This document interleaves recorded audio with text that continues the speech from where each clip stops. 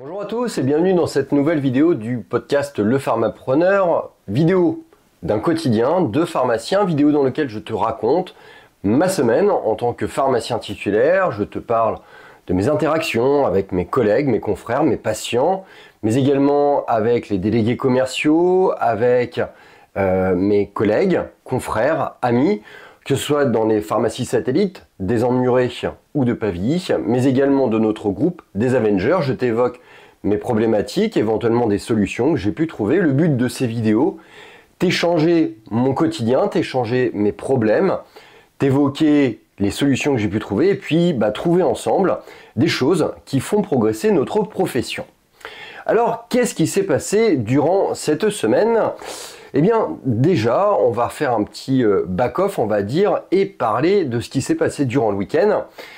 Ce week-end, sûrement, il y avait une grande manifestation sportive, les 5, les 10 km, les 21 et le marathon, sûrement. Et mon collègue et ami Marc-Antoine, qui a une grande capacité d'organisation, avait réussi à fédérer une grande partie de notre groupe des Avengers autour de cette manifestation. Un copain pharmacien également qui officie du côté de Chartres, qui a préparé et qui a réalisé son niveau fédéral d'entraîneur, avait préparé des programmations de course à pied pour la plupart de mes collègues et amis. Et donc du coup, tous s'étaient préparés dans le but de réaliser cet objectif d'un 10 km, sûrement un 10 km nocturne. Finalement voilà, tout le monde était prêt, tout le monde s'est réuni le jour J. Alors nous, ça a commencé un petit peu plus tôt parce que j'ai la chance d'avoir des enfants qui font également de la course à pied, donc j'ai pu participer avec eux à différentes manifestations de course pour les enfants dans l'après-midi. Et puis le soir, on s'est tous retrouvés autour de cette manifestation des 10 km. On a couru tous ensemble avec cet objectif de courir moins de 50. Alors bon, moi je le tiens sans trop de problèmes. L'objectif, c'était d'être tous ensemble, d'échanger hors du contexte professionnel. C'est formidable. Alors moi, c'est un des aspects que j'apprécie dans ma vie actuellement, en fait. C'est que, certes, on a une actualité professionnelle dense, parfois compliquée, mais autour de ce groupe d'amis, on sait se réunir et puis finalement échanger un petit peu autre chose que des discussions sur des remises, sur des partenariats, etc. Et c'est là où on voit qu'au-delà du diplôme, au-delà de la profession, on a un véritable groupe solide, ancré, armé. Et finalement, ça nous donne cette force, cette légitimité pour plus tard discuter professionnel et négocier ensemble. Le dimanche, on s'est de nouveau réunis pour manger ensemble chez nos collègues de la pharmacie des Quais de Seine qui viennent de vendre leur pharmacie et qui ont racheté une nouvelle pharmacie, qui vont prendre possession de leur nouvelle pharmacie le 1er octobre. La pharmacie de Franqueville-Saint-Pierre qu'ils ont racheté à Monsieur Mordelet, pour le coup. Et donc, ça va être une nouvelle expérience professionnelle pour elle. Voilà pour le week-end. Donc, un week-end très détente, très sportif, avec un peu de discussion autour de la pharmacie, du milieu pharmaceutique, bien évidemment. Mais finalement, relativement peu, plus une réunion d'amis. Maintenant, commençons par la semaine, tout simplement. Et lundi, qu'est-ce qui s'est passé durant cette semaine ? Déjà, une arrivée, je dirais, tôt pour débuter cette semaine, avec un certain nombre de choses à gérer. Les réceptions de commandes, des validations de passage de commandes auprès d'un certain nombre de laboratoires, la réalisation de formalisation de commandes pour des calls téléphoniques, la préparation également de mon rendez-vous avec le laboratoire Procter & Gamble, avec lequel j'avais rendez-vous pour terminer, je dirais, le cycle 2025, le dernier trimestre, mettre en place les dernières offres promotionnelles pour le trimestre avec Procter & Gamble, en partenariat avec Santestat et Nifty également. Passage également de commandes de réassort pour le laboratoire La Roche-Posay. J'ai également fait le point un petit peu sur nos valeurs, je dirais, sur tout ce qui était générique, et générique notamment géré par le grossiste, répartiteur. Comme on était à la fin du mois, ça me permet de faire le point, de voir si je vais correctement toucher mes remises, voire éventuellement surcomplémenter pour pouvoir atteindre les paliers. fin de mois. J'en profite également pour regarder où en sont nos partenariats avec l'OCP par rapport au, je dirais par rapport au mot franco qui nous permet de faire sauter le forfait de livraison. Et puis début de semaine où on va faire le point sur tout ce qui est, on va dire, bilan bancaire, où est-ce qu'on en est au niveau de nos comptes, que ce soit au niveau de la SERP ou au niveau de la BNP. Comme tu le sais, on a un certain nombre de projets, donc il est important d'être relativement smooth, on va dire, au niveau de nos comptes bancaires. En plus de ça, dans cette journée du lundi, en plus du comptoir de l'administratif de la logistique, tu le sais, je me suis accordé une petite heure pour traiter tout ce qui est litige sécu, litige mutuel. Alors j'ai le projet de déléguer cette action, mais pour le moment je conserve la main, on le fait en partenariat avec ma collègue Mathilde. Voilà, j'en ai profité également pour faire un point avec ma collègue Annabelle sur la réalisation des locations, savoir où est-ce qu'on en était, si tout était OP pour elle. On fait le point également avec nos collègues médecins, car à côté de nous, on a un médecin qui s'en va et qui va prendre une remplaçante. On est dans une phase où on réfléchit à une réadaptation de nos plannings et donc du coup, quitte à modifier les plannings, à les réadapter pour nos collègues, on essaye également de les adapter en fonction du nouveau médecin de façon à être le plus cohérent possible par rapport à la fréquentation médicale qui est juste à côté de notre pharmacie. Lundi, ça m'a permis également de conclure le contrat de notre ancienne apprentie Elisabeth. Alors comme tu le sais, c'est un contrat qui n'a pas duré longtemps. On a préféré rompre son contrat parce que tout simplement il n'y a pas d'affinité, il n'y avait pas de match, je dirais, avec Elisabeth. Mais en parallèle de ça, j'ai audité d'autres candidats au poste d'apprenti BP en pharmacie. Et avec mon collègue Marco, on a validé un nouvel apprenti. Et donc j'ai eu le plaisir de l'informer de la validation de ce contrat. Pourquoi je reprends un apprenti? Pourquoi je reprends un apprenti pour 2 ans? Tout simplement pour nous donner des échéances. Manon que l'on a pris, c'est une échéance à 3 ans. Samilia que l'on va prendre, c'est une échéance à 2 ans. Le but, c'est tout simplement de nous donner des échelons, de dire à 2 ans, est-ce qu'on garde notre apprenti? Est-ce que l'activité économique nous permet ou pas? Oui, non, on arbitre. Et Manon, pareil, 3 ans. Si on a gardé Samilia, peut-être que là, il n'y aura même pas de question. Mais si on n'a pas gardé Samilia, peut-être qu'à 3 ans, peut-être qu'on aura besoin de quelqu'un en CDI et donc du coup j'aurai cette possibilité. En parallèle de ça, on avait été sollicité par un pharmacien d'industrie qui avait besoin de réaliser un stage de reconversion au sein de la pharmacie. Cédric, on a toujours la volonté de réaliser notre rôle de maître de stage et surtout d'accompagner je dirais des collègues qui ont envie de se reconvertir et de découvrir le milieu de la pharmacie. On avait un petit souci, c'est qu'on ne savait pas si on pouvait à la fois accueillir une reconversion et à la fois un étudiant de 6e année. Donc on a dû prendre un certain nombre de garanties vis-à-vis de la fac. On a eu une super réponse de la part de Frédéric Bounour et du coup ça nous permet de valider le projet de Cédric et ça c'est top. Donc on a envoyé ce message à Cédric pour lui dire qu'on allait réaliser avec lui son stage de 6 mois pour l'accompagner dans sa reconversion. Là encore, une échéance courte. Cédric, qui a déjà travaillé en pharmacie, va nous permettre de faire passer cette phase critique, je dirais, de la période vaccinale, grippe, Covid, la période des fêtes, la période de l'hiver, le début de l'automne. Et puis finalement, dans une échéance de 6 mois, peut-être qu'on aura besoin de lui plus longtemps. Sait-on jamais, on peut avoir une collègue qui décide de partir, qui a peut-être trouvé un projet professionnel. On peut peut-être avoir une collègue qui peut être enceinte, éventuellement. Bref, on s'aménage des délais courts dans notre perspective d'embauche. On valide ou pas, en tout cas on essaye d'éviter de se figer des choses, mais on se donne beaucoup de possibilités. D'où le contrat de Cédric, 6 mois, d'où le contrat de Samilia, 2 ans, d'où le contrat de Manon, 3 ans, et ce réflexe d'avoir des objectifs, je dirais, à court, moyen et long terme dans tes process d'embauche. Ça peut être utile. Voilà pour cette journée du lundi, tu l'auras compris, elle a été relativement dense. En parallèle de tout ça, j'ai eu la chance d'avoir mon thésard, Clément, sur son projet de thèse. Il m'a renvoyé une grosse partie de son premier chapitre. Je l'ai carrément validé, c'est nickel pour moi, forme, etc. Clément, il continue sa droite ligne. Tout ça, bah, l'objectif, c'est la thèse d'ici 6 à 8 mois, grosso modo. Mais là, on est sur de très bonnes rails. Mardi, comme tu le sais, petit check au niveau du marché pour faire la petite prise de course, etc. Mardi matin, validation d'un certain nombre de devis, validation également de commandes de claviers et de souris filaires pour accompagner l'installation de notre matos informatique. WinPharma nous installe des claviers et des souris sans fil, c'est super chiant parce qu'en fait le temps de réactivité est très mauvais.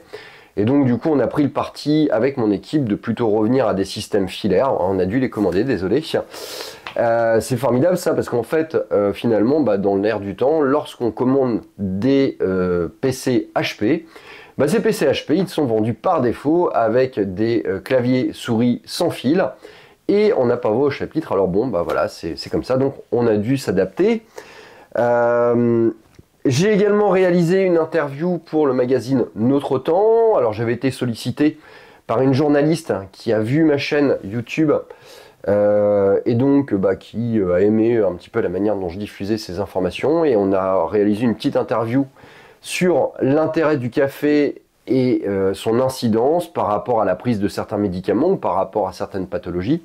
Alors je ne sais pas si tu le sais, mais en plus de mon diplôme de pharmacien, j'ai un BTS en diététique, ce qui me donne une certaine forme de légitimité pour parler de tout ça, une petite discussion d'une demi-heure, 3/4 d'heure, autour du café et autour de ses bénéfices. Voilà. Une nouvelle interview est programmée pour la semaine prochaine. Voilà, mais pas pour le magazine Notre Temps, pour un autre magazine. Et cette fois-ci, ça va être porté sur les IPP, les inhibiteurs des pompes à protons, qui sont des médicaments qu'on retrouve de plus en plus fréquemment dans les prescriptions, souvent à raison, parfois à tort. Et le but, c'est de parler des IPP, savoir quel est leur risque, quel est leur intérêt aussi dans le milieu médical actuel. Mardi, du comptoir, de l'administratif. Avec ma collègue Noémie, on a lancé également la validation des anticipes Ordo pour le premier, donc un petit check, des envois de mails pour des réalisations de facturation pour le premier. Et puis avec mon collègue Marco, il était temps de préparer également la réalisation de notre bilan. C'est le 30 septembre. Notre bilan, on le fait du 1er octobre au 30 septembre. Et donc il était temps de préparer toutes les pièces nécessaires à la transmission comptable.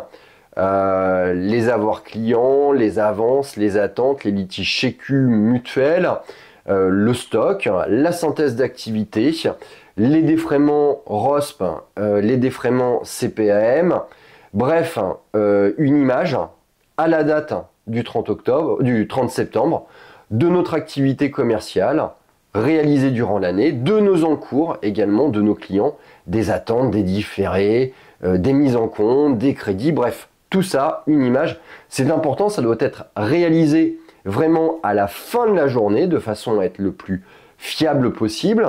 Et puis tu réalises une télétransmission également pour cimenter ta dernière activité de ton bilan. Mardi, nous avons également validé avec mon collègue Marco l'achat de la maison qui se trouve juste à côté de la pharmacie. Alors c'est quelque chose dont je t'ai déjà parlé, on va l'acheter avec notre SCI qui est actuellement propriétaire des murs de la pharmacie. Pourquoi on achète cette maison? Deux projets possibles, soit une mise en location standard, je dirais avec une réno classique et une mise en location basique pour faire un investissement patrimonial avec notre SCI. Ça, c'est, je dirais, le produit un peu le plus basique possible. Mais surtout, on a le projet sur 1 ou 2 ans de transformer cette maison en un centre logistique de notre pharmacie. On va y intégrer tout ce qui est administratif, un peu de stockage, la salle de pause, la salle de repas, une salle de garde également pour réaliser les gardes. Et le but, c'est que d'ici 2 ans, on puisse dégager toute la partie administrative qui actuellement occupe une partie de l'espace commercial, on va dire, de la pharmacie, pour rénover complètement l'intérieur de la pharmacie et pleinement profiter de la surface commerciale dont on dispose au sol pour la pharma. Bref, un projet à plutôt long terme qui va permettre de réadapter la volumétrie commerciale de notre pharmacie. Mercredi, je suis arrivé un petit peu plus tard, j'ai pas mal de petites choses à gérer, notamment sur les différents projets que l'on est en train de monter avec Marc-Antoine. On a fait un petit point sur les génériques avec mes collègues également, les conditions du laboratoire Teva qui est passé pour me présenter un certain nombre de démarches commerciales. Teva reste très impliqué, très intéressé par notre regroupement. Ils nous ont fait une offre extrêmement complète sur notre groupe avec un item sur la reprise des produits périmés, un item sur les biosimilaires, un item également sur les conditions génériques classiques. Bref, Teva reste dans la course. Maintenant, la prochaine étape, c'est une réunion globale le 16 octobre sur l'ensemble de notre groupe pour préparer la réunion du 23 octobre avec Jonathan Baérel du groupe Biogarant. J'ai validé également le contrat pour Samilia avec l'OPCOOP à la suite de la réception de l'ensemble des pièces qu'elle m'avait transmises. Donc le but, c'est de formaliser le plus rapidement possible son contrat d'embauche pour la faire débuter dès le 13 octobre. Camille, par ailleurs, lui a envoyé le petit mail d'accueil qui permet de présenter notre activité, qui permet de lui présenter l'organigramme, l'historique de la pharmacie, les différentes missions qu'elle va être amenée à gérer au sein de notre pharmacie. J'ai également rempli, très administratif, la convention de stage pour Cédric pour qu'il puisse réaliser son stage de reconversion. La journée du mercredi m'a permis de faire un point sur l'année de la pharmacie, voir un petit peu l'évolution de l'activité, que ce soit au niveau du chiffre d'affaires, au niveau de la marge, au niveau de la fréquentation. À notre niveau, tout est très positif, une augmentation de la fréquentation, une augmentation de notre chiffre d'affaires TTC, ça c'est formidable. On est sur pas loin de 10% de progression, donc c'est très intéressant. Une progression de la marge, alors moindre que la progression du chiffre d'affaires TTC. Alors tout ça, ça s'explique bien évidemment par une dégradation tout simplement en fait de la marge sur les médicaments parce qu'on a une grosse activité médicaments. Cela s'explique également par l'intégration d'un certain nombre de produits chers qui sont très faiblement rémunérés, qui sont très faiblement générateurs de marge, mais qui augmentent malgré tout le chiffre d'affaires. En tout état de cause, le bilan il est plutôt bon, en tout cas de prime abord il semble être plutôt bon, la pharmacie va bien, elle se développe et cela nous permet d'avoir un certain nombre de perspectives extrêmement positives pour la suite des choses. Nous sommes actuellement, comme je te l'ai dit, dans une révision des horaires, révision des plannings qu'on est en train d'adapter avec la présence de Cédric, avec la présence d'un étudiant de 6e année, avec nos collègues, avec l'évolution également des facteurs commerciaux. Pour réviser ces horaires, on s'appuie énormément sur l'évolution de la fréquentation horaire hebdomadaire au niveau de la pharmacie. Le but, il est simple, c'est optimiser une équipe qui est quand même relativement conséquente et la positionner sur les horaires stratégiques. Alors, il n'est pas question de dégrader les conditions de travail de mes collègues, mais il est également question d'optimiser notre masse salariale. Nous sommes dans une phase de l'activité économique globale où on ne peut pas se permettre de surpayer les gens. En tout cas, il faut qu'ils soient rentables. Et donc, tout en respectant mes collègues, il est nécessaire de réadapter, de réallouer leur positionnement dans les journées, dans les heures, de façon à ce qu'ils soient le plus cohérent par rapport au pic d'activité de notre structure. Le but, assurer une certaine forme de rentabilité, ça c'est une évidence, tout en maintenant une certaine forme de confort pour mes collègues.